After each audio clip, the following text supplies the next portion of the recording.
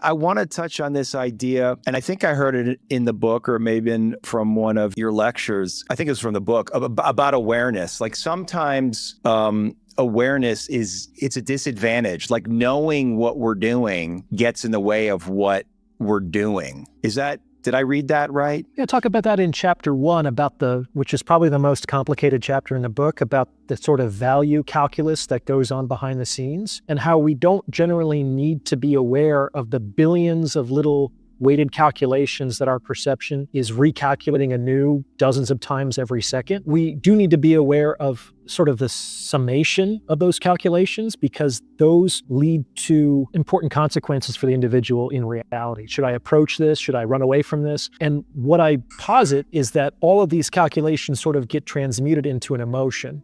Right. And as long as we're aware of what we're feeling, we don't really need to be aware of what caused that feeling to fluoresce inside of us, which is why the typical experiences of feelings, especially attraction, is just that it sort of like comes out of nowhere. People generally experience their emotions to be spontaneous.